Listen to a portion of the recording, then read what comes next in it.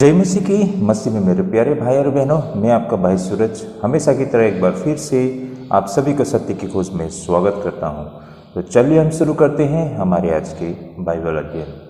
भाई और बहनों, आज का जो हमारा बाइबल अध्ययन करने का रहेगा वो 2 कोरिन्थी 1 अध्याय 23 और 24 पद और 2 अध्याय 1 से लेकर 4 पद तक रहेगा। 2 कोरिन्थियन चैप्टर 1 23-24 और चैप्टर 2 वर्स 1 up to 4। हम 2 अध्याय से अध्ययन करेंगे भाई और बहनों। तो भाई और बहनों, आज का जो ये विषय रहेगा, जब एक संत ने मसीह मंडली को डांट लगाई, ये आज का हमारा पहला विषय रहेगा। जब एक संत ने मसीह मंडली को डांट लगाई। भाई और बहनों, इसके पीछे के जो कहानी है, इसके पीछे की जो घटना है, इसके पीछे की इस घटना के जो सोच है ना, उसको हम आज अध्ययन करने जा रहे हैं। तो भाई और बहनों, सबसे पहले हम वचन पढ़ लेते हैं 2 कोरिन्थी 1 अध्याय 23 और 24 पद और 2 अध्याय 1 से लेकर 4 पद तक। तो यहाँ पर वचन इस प्रकार लिखा है, मैं परमेश्वर को गवाह करता हूँ कि मैं अब तक कुरिन्थ में इसलिए नहीं आया कि मुझे तुम पर तरस आता था। यह नहीं कि हम विश्वास के विषय में तुम पर प्रभुता जताना चाहते हैं, परंतु तुम्हारे आनंद में सहायक है, क्योंकि तुम विश्वास ही से स्थिर रहते हो। मैंने अपने मन में यही ठान लिया था कि फिर तुम्हारे पास उदास होकर न आऊं, क्योंकि यदि मैं तुम्हें उदास करूं तो मुझे आनंद देने वाला कौन होगा? केवल वही जिसको मैंने उदास किया।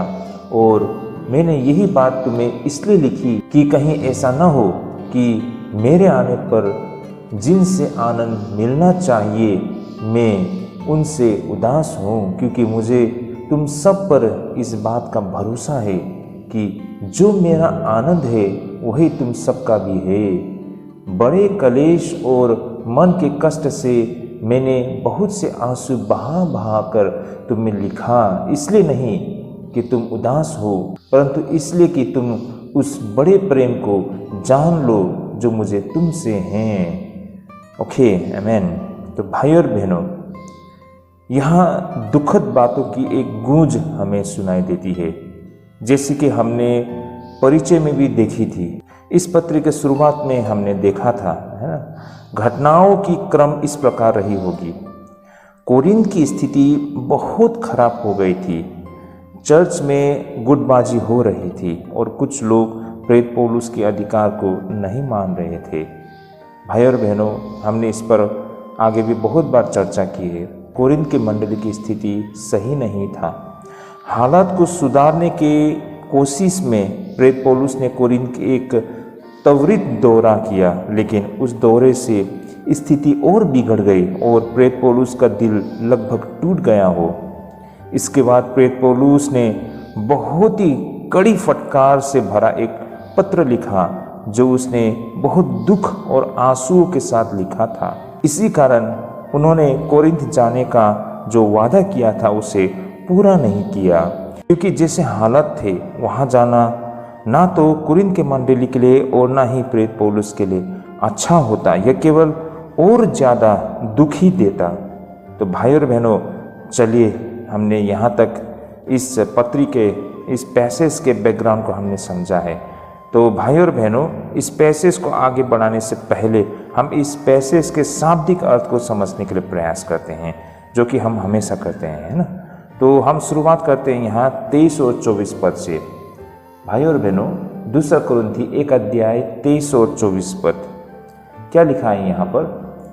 मैं परमेश्वर को गवाह करता हूँ कि मैं अब तक कुरिन्थ में इसलिए नहीं आया कि मुझे तुम पर तरस आता था। यह नहीं कि हम विश्वास के विषय में तुम पर प्रभुता जताना चाहते हैं, परंतु तुम्हारे आनंद में सहायक है, क्योंकि तुम विश्वास ही से स्थिर रहते हो। ओके, आमेन। भाई और बहनों, असल में हम देखते हैं कि यह 23 और 24 पद ये अध्याय 2 में होने चाहिए थी। वैसे तो ये अध्याय 1 में है ना, बिल्कुल अंतिम में 23 और 24 पद, लेकिन वास्तव में ये 2 अध्याय में होनी चाहिए थी, क्योंकि बाइबल के मूल लेखकों ने इसे अध्याय और पदों में नहीं बांटा था। ये बंटवारा बहुत बाद में जाकर लोगों ने किया था और ये विभाजन हमेशा समझने में मदद नहीं करती है भाई और बहनों। मेरी बातों को आप लोग समझ पा रहे होंगे ना, क्योंकि ये जो हम आज जिस तरह से पढ़ते हैं अध्याय पद, है ना, लेकिन भाई और बहनों ये तो एक पत्री थी, एक तो एक चिट्ठी थी, तो इस तरह से तो नहीं लिखी गई थी, लेकिन सहूलियत के लिए इसे विभिन्न जो चैप्टर्स एंड वर्सेस, है ना, अध्याय और पद में इसे बांटा गया। लेकिन इस प्रक्रिया में कुछ कुछ आगे पीछे हो गया, जिस वजह से आज हमें बाइबल अध्ययन करने में दिक्कत होती है। तो भाई और बहनों, तो चलिए हम आगे बढ़ते हैं। यहाँ पर प्रेरित पौलुस ने अपनी योजना इसलिए नहीं बदली क्योंकि वह कोरिन्थ के मसीहों से डरता था, बल्कि उन्होंने ऐसा इसलिए किया ताकि उन्हें फिर से दुखी न करना पड़े। इसका मतलब है कि वह चाहता तो उन्हें सजा देने के लिए आ सकता था, लेकिन उन्होंने ऐसा नहीं किया क्योंकि वह ऐसा नहीं चाहता था। वह उन पर राज करने नहीं आया था, जैसे कि शायद कुछ झूठे शिक्षक किया करते थे। उन्हें पहले ही मसीह पर पूरा भरोसा था कि प्रभु यीशु मसीह ही उनके प्रभु है। प्रेरित पौलुस तो बस उनका सेवक था। वह उनके साथ मिलकर काम करना चाहता था ताकि वे सभी एक साथ आनंद में रह सके, और यह आनंद तभी संभव है जब सभी का उद्देश्य एक ही हो।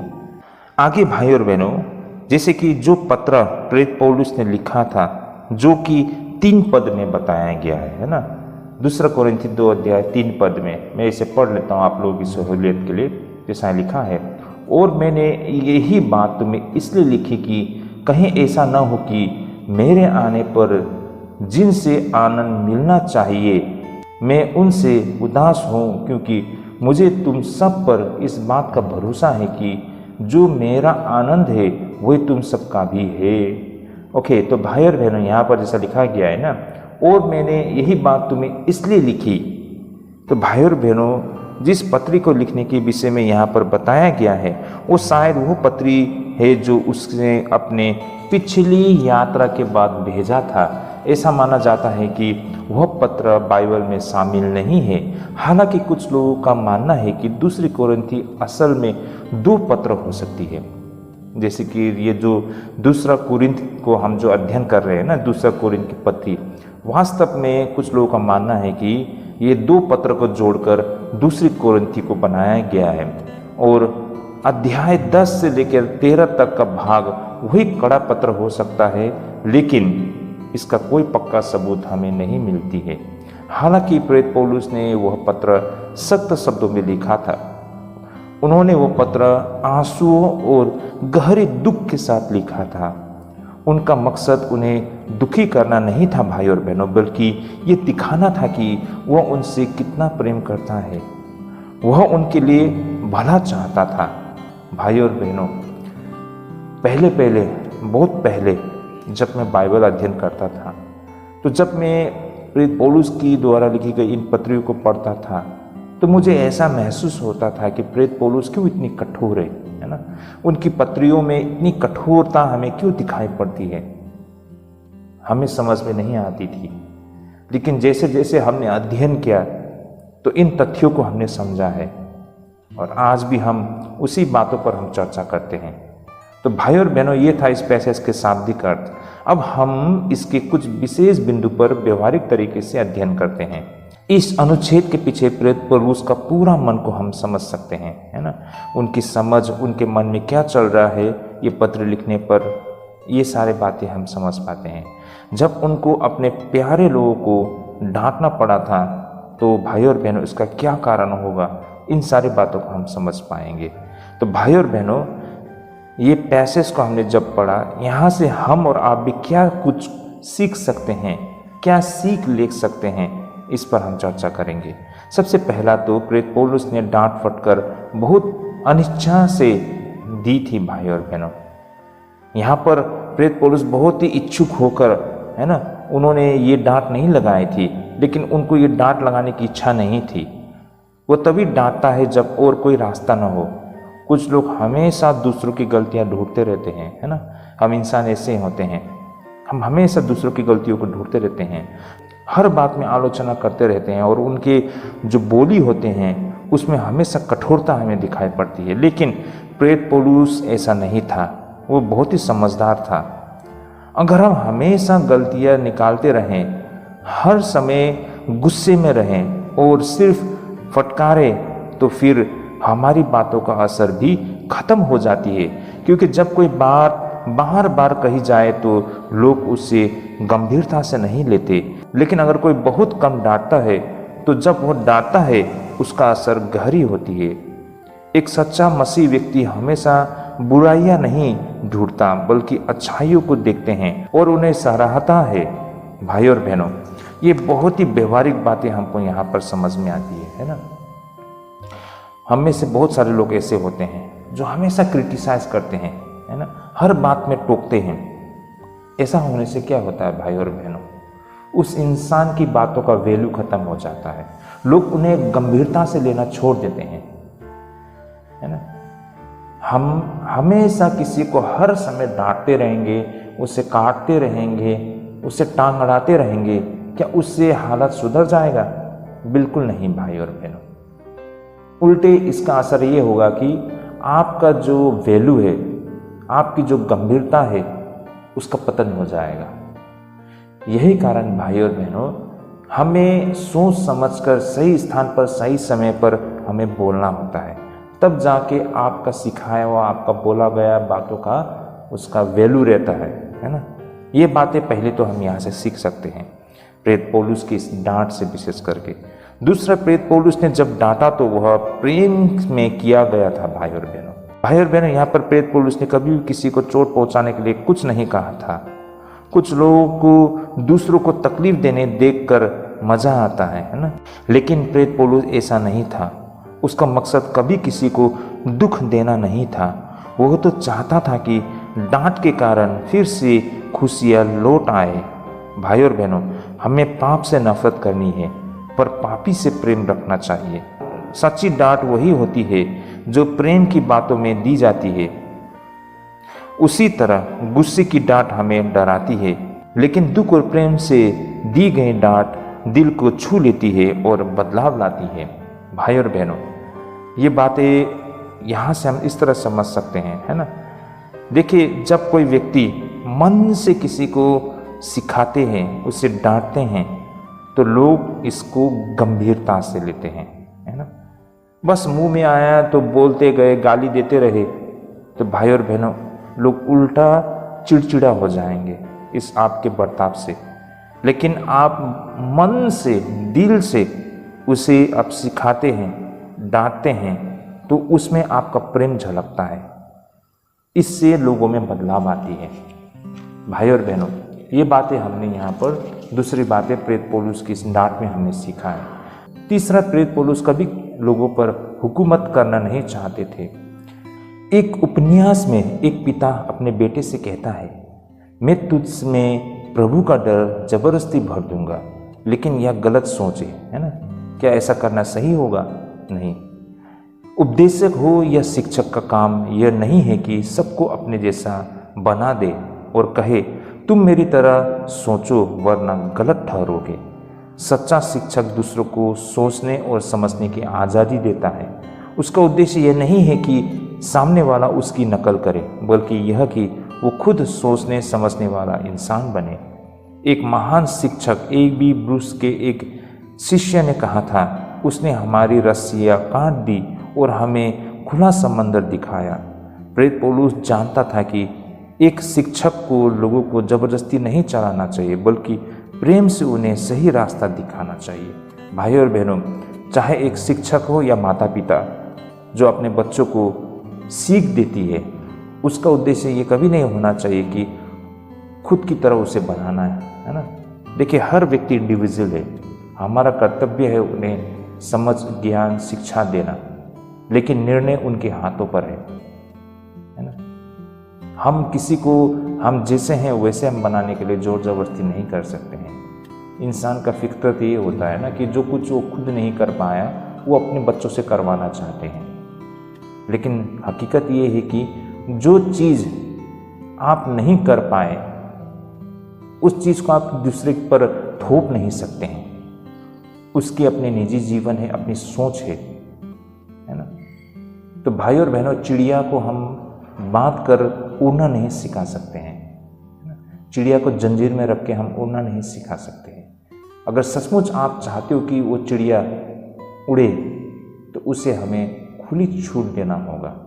उसके पैरों पर हम रस्सी बांधकर हम उसे उड़ना नहीं सिखा सकते हैं। भाई और बहनों, ये बातें हम यहाँ पर सीख सकते हैं कि प्रेत पौलुस लोगों पर हुकूमत करना नहीं चाहते थे और हमें भी किसी पर नहीं करनी चाहिए। हम अपने बच्चे पर भी हम हुकूमत नहीं कर सकते हैं। हर इंसान इंडिविजुअल है। बच्चे परमेश्वर का देन है, परमेश्वर का जन है ना। हमारा कर्तव्य है उनको शिक्षा देना, समझ देना, परमेश्वर के मार्ग में उसे मार्गदर्शन करना। क्या सीखता है, क्या समझता है, उसके बाद वो क्या निर्णय लेता है, ये उस पर निर्भर करता है। अब आखिर में हम देख पाते हैं कि जब जरूरत पड़ती हो तो प्रेत पौलुस ने डांटने में देर नहीं की। ये बातें हम यहाँ पर देख सकते हैं। हालांकि प्रेत पौलुस को डांटना पसंद नहीं था, फिर भी जब सही समय आया तो उसने सच्चाई के लिए अपनी बातें कही। कई बार हम इसलिए डांट नहीं लगाते क्योंकि हम टकराव से बचना चाहते हैं या किसी को दुखी नहीं करना चाहते हैं, लेकिन कभी कभी चुप रहना बाद में और बड़ी परेशानी का कारण बनता है। अगर हमारा मकसद प्रेम हो और दूसरों की भलाई हो, ना कि अपनी इज्जत या अहंकार, तो हम जान पाएंगे कि कब बोलना है और कब चुप रहना है। भाई और बहनों, अगर हमारा मन साफ हो, हमारा नियत साफ हो, तो हम जो भी करेंगे मन से करेंगे और कब और कहाँ बोलना है ये भी हमें पता होता है। लेकिन कोई व्यक्ति अपनी इज्जत के खातिर, अहंकार के खातिर किसी को डांट लगाता है तो भाई और बहनों, इससे लोगों को चोट पहुंचती है। अंततः प्रेत पौलुस का दिल प्रेम से भरा हुआ था। वो डांटने में जल्दी नहीं करता था, लेकिन जब जरूरत होती थी तो सच्चाई के लिए मजबूती से खड़ा होता था, हमेशा प्रेम और दूसरों की भलाई के साथ। तो भाई और बहनों, ये बातें हम यहाँ पर सीख सकते हैं। मंडली में आज हम देख सकते हैं अगुआ लोग, जब उसे कड़ाई से बोलना होता है वो नहीं बोलते हैं, सब चापलूसी करने में लगे हुए हैं। विशेष करके चर्च के अगुआ, पास्टर्स लोग, उनको डर है कि अगर वो कड़ाई से बोलेंगे, है ना, फटकार लगाएंगे, लोगों की उनकी कमजोरी, गलतियां दिखाएंगे, तो उनको लगता है कि लोग उनको नापसंद करेंगे, है ना। नापसंद करने का मतलब उनका पॉकेट खाली होना, उनको जो अधिकार मिलना है उसके हाथों से वो चले जाएंगे। इसलिए आजकल मैं देखता हूँ बहुत सारे पास्टर लोग मंडली में लोगों को चापलूसी करने में लगे हुए हैं। भाई और बहनों, इस तरह से मंडली धीरे धीरे मर जाएगा, तबाह हो जाएगा। आप एक मंडली के अगुआ हो, आप एक सेवक हो, आपका जो दायित्व है, कर्तव्य है, पूरी निष्ठा के साथ निष्पक्ष होकर उस कर्तव्य को आपने निभाना चाहिए। लेकिन आप तो अपने फायदे के लिए, अपने स्वार्थ के लिए लोगों को आप चापलूसी करते हो। जहाँ बोलना होता है आप वहाँ नहीं बोलते हो, जहाँ कड़ाई से खड़ा होना होता है वहाँ आप कड़ाई से खड़े नहीं होते हो। बल्कि आज के डेट में आमतौर पर पास्टर लोग वहीं कड़ाई से बोलते हैं जहाँ उन्हें फ़ायदा होता है, जैसे कि दसवांश, भेंटी दान। जब चर्च में भेंटी दान नहीं आती है, दसवांश नहीं आते हैं, तो वचन ढूंढ ढूंढ के लोगों को मारना शुरू करते हैं। जो भेंटी दान नहीं देते हैं, जो दसवांश नहीं देते हैं, उन्हें ऊंचा स्थान, सही स्थान नहीं देते हैं मंडली में, उन्हें वचन के द्वारा मारना शुरू करते हैं। ये स्थिति हो गई है आज मंडली में। तो भाई और बहनों, ये था हमारा आज का पहला विषय, जो हमने देखा है कि जब एक संत ने मसीह मंडली को डांट लगाई तो इस डांट के पीछे इसका जो उद्देश्य, मकसद है ना, इसका नियत हम देख सके हैं यहाँ पर ना। और इससे हमें सीख मिलती है कि हमारा भी रवैया एक मंडली में एक अगुवा होते हुए अपने मंडली के प्रति एक माता पिता होते हुए अपने परिवार के प्रति, एक शिक्षक होते हुए अपने जो स्टूडेंट के प्रति कैसा होना चाहिए, ये बातें हम यहाँ से सीख सकते हैं। तो भाई और बहनों, हमने इस अध्याय से जो सीखा है, प्रभु हम सबको ढेरों आशीष करे। अब हम आगे बढ़ते हैं हमारे आज के दूसरे विषय की ओर। आज का हमारा दूसरा विषय है पापी को क्षमा देने की प्रार्थना। पापी को क्षमा देने की प्रार्थना या फिर निवेदन हम कह सकते हैं। हम वचन पढ़ते हैं 2 कोरिन्थी 2 अध्याय 5 से लेके 11 पद तक। ये कंटिन्यूएशन है भाई और बहनों, इससे पहले हमने जो अध्ययन किया उसका कंटिन्यूएशन है। तो भाई और बहनों, आइए हम सबसे पहले वचन को पढ़ लेते हैं। तो वचन यहाँ पर इस प्रकार लिखा है, और यदि किसी ने उदास किया है तो मुझे ही नहीं वरन कुछ कुछ तुम सबको भी उदास किया है। ऐसे जन के लिए ये दंड जो भाइयों में से बहुतों ने दिया बहुत है, इसलिए इससे ये भला है कि उसका अपराध क्षमा करो और शांति दो, न हो कि ऐसा मनुष्य उदासी में डूब जाए। इस कारण मैं तुमसे विनती करता हूँ कि उसको अपने प्रेम का प्रमाण दो, क्योंकि मैंने इसलिए भी लिखा था कि तुम्हें परख लो कि सब बातों के मानने के लिए तैयार हो कि नहीं। जिसका तुम कुछ क्षमा करते हो उसमें भी क्षमा करता हूँ, क्योंकि मैंने भी जो कुछ क्षमा किया है, यदि किया हो तो तुम्हारे कारण मसीह की जगह में होकर क्षमा किया है, कि शैतान का हम पर दाव न चले, क्योंकि हम उसकी युक्तियों से अनजान नहीं। भाई और बहनों, बहुत महत्वपूर्ण बातें यहाँ से हम देख और समझ सकते हैं, है ना। विषय है पापी को क्षमा देने की प्रार्थना। भाई और बहनों, यहाँ पर अब प्रेरित पौलुस उस व्यक्ति के विषय में लिख रहे हैं जिन्होंने सारी परेशानी खड़ा की थी। कहने का तात्पर्य, जब प्रेरित पौलुस कुरिन्थ के मंडली में थे ना, वहाँ पर वो गए थे, तो वहाँ उनका कुरिन्थ के मंडली के लोगों के साथ जो टकराव हुआ था, है ना, उस टकराव के दौरान जो विशेष करके उनके बीच में से जो कुरिन्थ के मंडली की ओर से जो जिन्होंने परेशानी खड़ा की थी, है ना, उस व्यक्ति के विषय में है यह वही व्यक्ति था जिन्होंने शायद प्रेरित पौलुस की उस दुखद यात्रा के समय परेशानी पैदा की थी। शायद उन्होंने अपनी बातों से प्रेरित पौलुस को दुख किया था और पूरी कलीसिया को भी परेशान किया था। अब प्रेरित पौलुस के कड़े पत्र के बाद अधिकांश लोगों ने उस व्यक्ति को शायद सजा दी। शायद उन्होंने उसे कुछ समय के लिए कलीसिया से बाहर भी कर दिया हो। कुछ लोग चाहते थे कि सजा और भी गंभीर हो, है ना, और भी कड़ी हो, लेकिन प्रेरित पौलुस ने कहा कि अब उस व्यक्ति को पर्याप्त सजा मिल चुकी है। अब उन्हें उसे क्षमा कर देना चाहिए और दोबारा कलीसिया में वापस बुलाना चाहिए। उन्हें उसके लिए अपना प्रेम दिखाना चाहिए। अगर वे ऐसा नहीं करेंगे तो हो सकता है वह व्यक्ति कलीसिया से पूरी तरह अलग हो जाए। प्रेरित पौलुस ने बताया कि उसने जो पत्र लिखा था वह एक प्रतीक्षा का तरह था, ये देखने के लिए कि लोग उनकी बातों को मानते हैं या नहीं। अब जब उन्होंने उस व्यक्ति को क्षमा कर दिया है तो प्रेरित पौलुस ने भी उसे माफ़ कर दिया। प्रेरित पौलुस ने उनसे पुराने कामों की वजह से उसे नापसंद करना जारी नहीं रखा।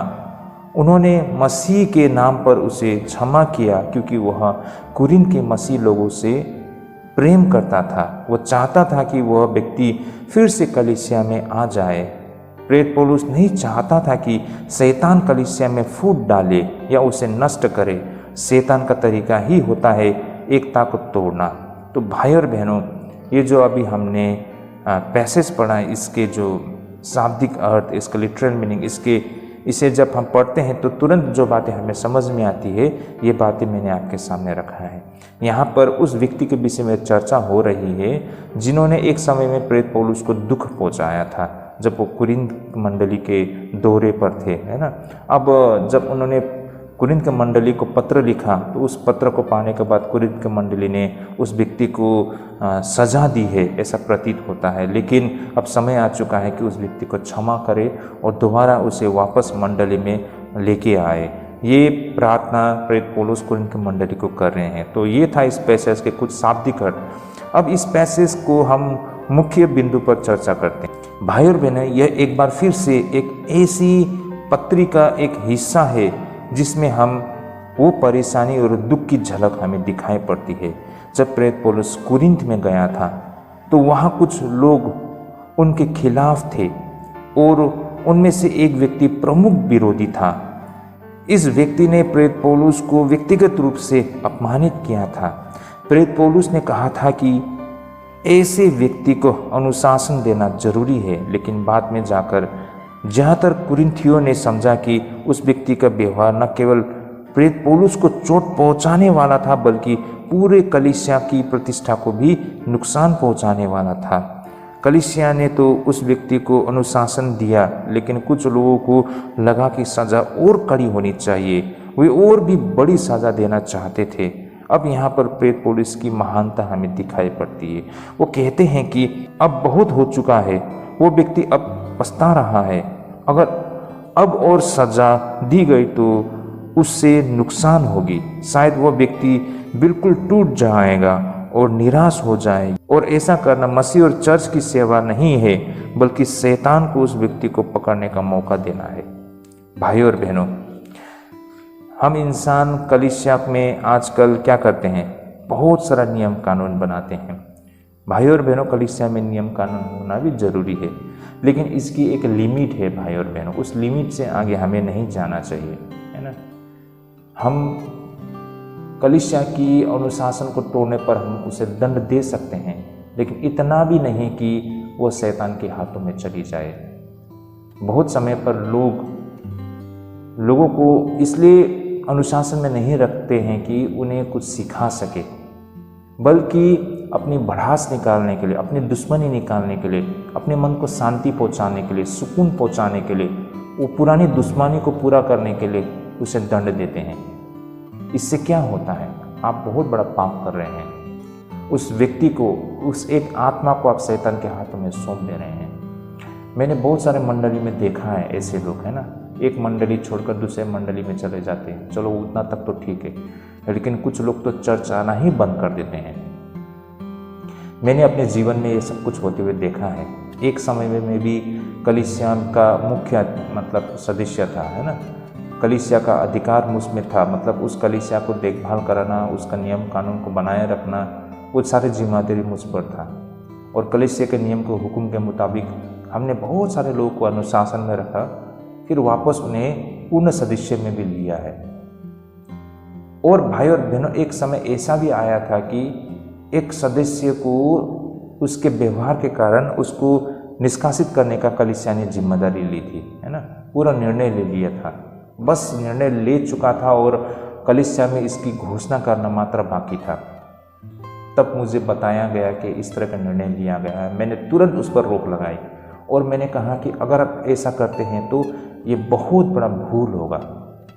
वो व्यक्ति सिर्फ नहीं, उसके परिवार भी हमेशा के लिए कलीसिया छोड़ सकता है। कलीसिया छोड़कर दूसरे कलीसिया चला भी गया तो दूसरी बात है, लेकिन उसने प्रभु का मार्ग को ही छोड़ दिया तो सोचिए कितना बड़ा अनर्थ हो जाएगा। ऐसा ना करें। अगर ऐसा करते हैं तो फिर जिंदगी भर उसके लिए बहुत बड़ा ये बोझ बन के रह जाएगा, हमारे ऊपर भी एक बोझ बन के रह जाएगा, है ना।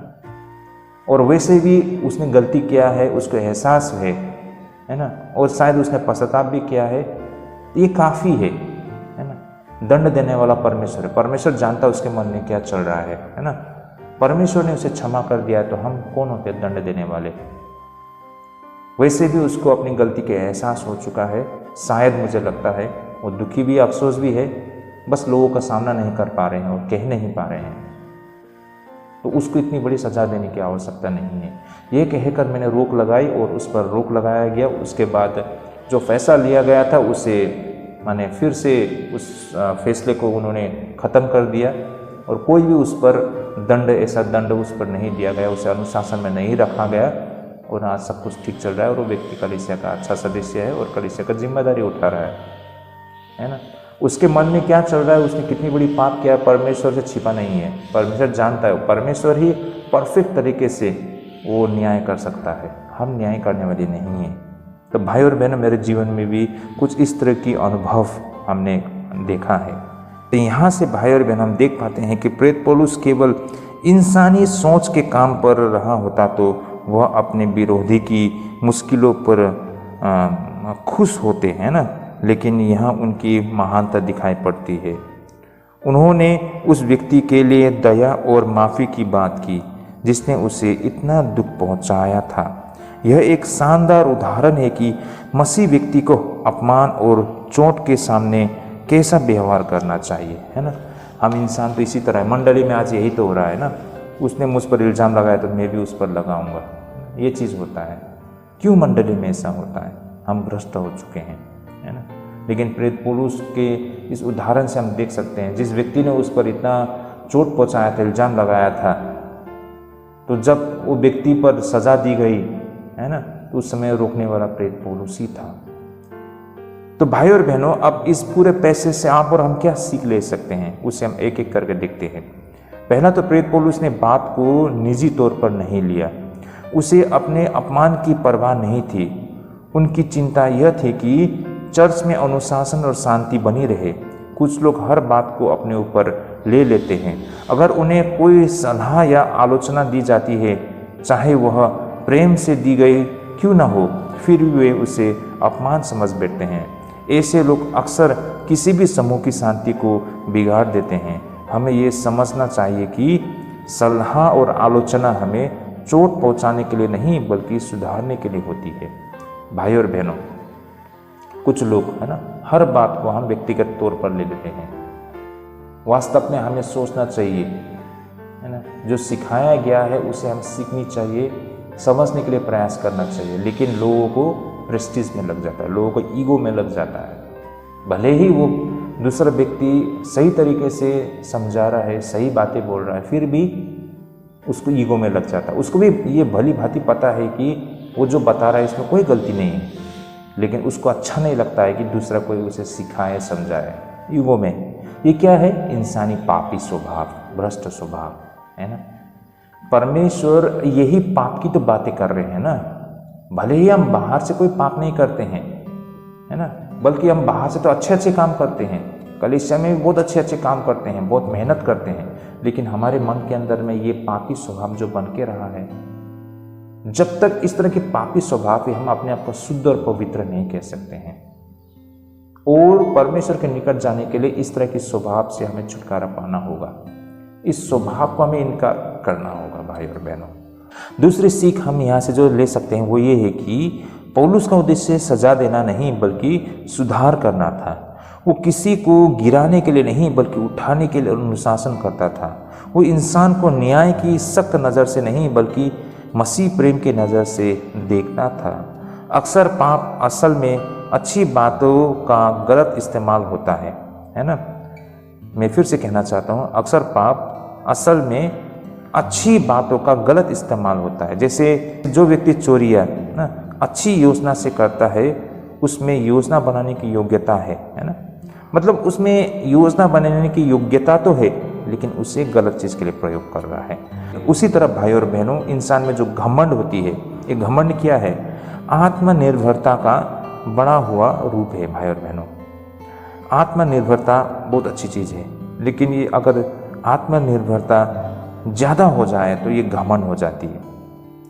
कंजूसी करना, है ना भाई और बहनों, इकोनॉमिक बोलते हैं जिसे हम ना, मतलब एकदम रुपए पैसे अपने जो पास जो है उसे हिसाब से अगर हम प्रयोग करते हैं तो अच्छी बात है, लेकिन जिसे हम कंजूसी कहते हैं ना, वो ज़रूरत से ज़्यादा बचत करने की आदत होती है। रुपया पैसा कोई हिसाब किताब करके सही तरीके से प्रयोग करना अच्छी बात है, लेकिन अगर हम इसे ज़्यादा करते हैं तो इसे हम कंजूस कहते हैं। यही कारण भाई और बहनों, प्रेरित पौलुस चाहता था कि इन योग्यताओं को नष्ट न किया जाए बल्कि उन्हें अच्छे कामों के लिए इस्तेमाल किया जाए ना। तो पौलुस का उद्देश्य सजा देना नहीं बल्कि सुधार करना था, है ना। लोगों में जो योग्यता है उसे गलत तरीके से प्रयोग कर रहे थे, तो प्रेरित पौलुस चाहते थे कि इन योग्यताओं को सही तरीके से प्रयोग में लाए। आगे प्रेरित पौलुस यही भी कहता है कि सजा इतनी कठोर न हो कि वो इंसान को निराश कर दे और उसका हौसला ही टूट जाए। गलत तरीके से दी गई सजा किसी व्यक्ति को शैतान की ओर धकेल देती है। बहुत ज़्यादा शक्ति किसी को चर्च और उसके प्रेम से दूर कर सकती है, जबकि दयालु व्यवहार उसे वापस ले आ सकती है। सजा का उद्देश्य हतोत्साहित करना नहीं बल्कि प्रोत्साहित करना होना चाहिए। यह तभी संभव है जब हम व्यक्ति को यह भरोसा दे कि भले ही हम उसे सुधारने की कोशिश कर रहे हैं, लेकिन हम उस पर अब भी विश्वास करते हैं। भाई और बहनों, कितनी अच्छी बात है ना। उस पर हमें भरोसा दिखा के रखना है, उसे सुधारना है, लेकिन फिर भी वो काम उसे ही करने को देना है, ये दिखाने के लिए कि तुम कर सकते हो, तुम पर मेरा भरोसा है ना। अब मुख्य बात है, जिसने गलती की है उसे अब और दंड देने की जरूरत नहीं है ना। वो पहले ही पछता चुका है, उसे माफ कर देना चाहिए और ढाढ़स देना जरूरी है ताकि वो टूट न जाए। मसीह समुदाय का काम और व्यवहार बदले की भावना से नहीं बल्कि प्रेम और माफ़ी की भावना से होना चाहिए। माफ़ करना हमें शैतान की चालों से बचाता है। अंततः हमें जो संदेश मिलती है वो ये है कि मसीह जीवन में माफ़ी, करुणा और एक दूसरे को संभालना बहुत ज़रूरी है। जब कोई सच में पश्चाताप करता है तो हमें उसे अपनाना चाहिए, ना कि गिराना। तो भाई और बहनों, आज के समय में कलीसिया एक इस तरह से संचालित हो रहा है कि जैसे ये एक संस्था हो, है ना, जहाँ पर माफ़ी की कोई गुंजाइश नहीं है, क्षमा की कोई गुंजाइश नहीं है। बहुत ही कड़ाई से उन नियमों को पालन किया जा रहा है, एक मशीन की तरह। तुमने ये की है तो इसकी सज़ा ये है। भले ही तुम पश्चाताप करो, लेकिन तुम्हें क्षमा नहीं मिलेगी क्योंकि तुमने गलती की, इसका दंड तुम्हें मिलना चाहिए। लेकिन वास्तव में देखा जाए तो हमारा मसीह विश्वास का आधार ही प्रेम और क्षमा पर आधारित है। आज मंडली ने उसी आधार को यानी कि प्रेम और क्षमा को छोड़ दिया है, बाकी सब कुछ है। तो ये अब परमेश्वर की कलीसिया कैसे रह गया? ये तो किसी एक संस्था की तरह है, संसार की एक संस्था की तरह। तो भाई और बहनों, सबसे बड़ा इंसानी धर्म है हमें लोगों को क्षमा करना, है ना। हमें लोगों को क्षमा करना, प्रभु ने भी हमें क्षमा की है, हमें भी दूसरों को क्षमा करना चाहिए। प्रभु से हमें जो पाया है उसे हम दूसरों को देना चाहिए, वरना हम मसीह कहलाने के योग्य नहीं हैं। हमारी मंडली में, हमारे परिवार में, हमारे जीवन में ऐसे बहुत सारे लोग होते हैं। हम भ्रष्ट इंसान हैं, तुरंत हमारा मन मतलब कठोर हो जाता है, लेकिन जितना जल्द हो सके हमें सत्य को एक्सेप्ट करना होगा और उसे क्षमा करना होगा, मन से क्षमा करना होगा, उसे अपनाना होगा हमें। देखिए कितना आसान हो जाएगा सब चीज़ को सही रास्ते पे लाने के लिए। किसी को डरा के, धमका के, ज़बरदस्ती किसी के मन में, है ना, वो सारे बातें डाल के हम किसी को सुधार नहीं सकते हैं। जितनी आसानी से हम किसी को प्रेम करके, क्षमा करके प्रभु का मार्ग में ला सकते हैं, है ना। तो भाई और बहनों, ये था हमारा आज का विषय। आई होप आप सभी ने इसे एंजॉय किया है। तो आज के लिए हम यहीं पे स्थगित करते हैं। हमने जो सुना है प्रभु हम सबको ढेरों आशीष करे। हम मिलते हैं अगले कुछ इसी प्रकार के दूसरे अध्ययन में। आप सभी को जय मसीह की।